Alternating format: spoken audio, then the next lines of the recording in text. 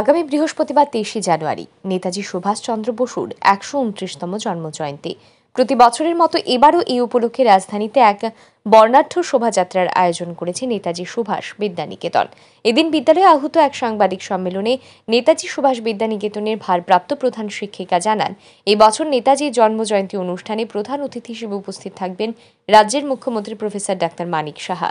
সকাল ৮টা ৪০ থেকে শুরু হবে মূল অনুষ্ঠান। এই অনুষ্ঠানের পর শোভাযাত্রা বের হবে। শোভাযাত্রায় বিদ্যালয়ের তৃতীয় থেকে শুরু করে একাদশ শ্রেণী পর্যন্ত ২৬টি শাখার ছাত্রছাত্রীরা ২৬টি পৃথক পৃথক থিম নিয়ে অংশগ্রহণ করবে।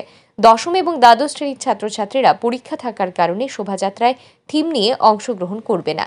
দশম শ্রেণীর ছাত্রীরা শঙ্খ নিয়ে শঙ্খ বাহিনীতে থাকবে। এছাড়া দশম শ্রেণীর ছাত্র এবং দ্বাদশ শ্রেণীর ছাত্র ও ছাত্রীরা থাকবে স্বেচ্ছাসেবক বাহিনীতে। সাংবাদিক সম্মেলনে তিনি জানান, বিদ্যালয়ের পাশাপাশি কয়েকটি বেসরকারি সংগঠন শোভাযাত্রায় অংশগ্রহণ করবে। আমি নেতাজি সুভাষ বিদ্যানিকেতনের HMD বলছি। এবার আমরা ১২৯তম নেতাজি জন্মদিবস পালন করতে যাচ্ছি। নেতাজি জন্মদিবসকে কেন্দ্র করে যে বর্ণাঢ্য অনুষ্ঠান আয়োজিত হয় সেটা সরকারিভাবে হয়। সমস্ত রাস্তা দিয়ে আমাদের বাচ্চারা প্রসেশনে বেরোয় এবং সেই ক্ষেত্রে কেউ কেউ নাচ গান করে, কেউ কোনো দৃশ্য দেখায়, কেউ বিভিন্ন থিম তারা রেডি করেছে। কেমন 3 থেকে সেটা শুরু হয় এবং থাকে একাদশ শ্রেণী পর্যন্ত।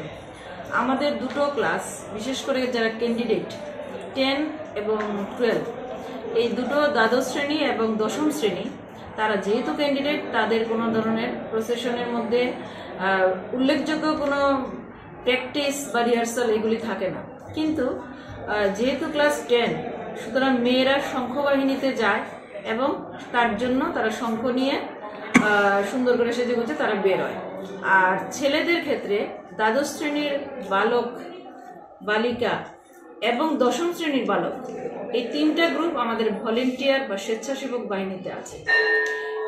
23শে জানুয়ারি শোভাযাত্রাকে কেন্দ্র করে নেতাজি সুভাষ বিদ্যানিকেতনের বিভিন্ন শাখার ছাত্রছাত্রীদের মধ্যে প্রস্তুতি শুরু হয়ে গেছে। প্রতিদিন বিদ্যালয় চলাকালীন সময়ে বিদ্যালয় প্রাঙ্গণে চলছে এই প্রস্তুতি।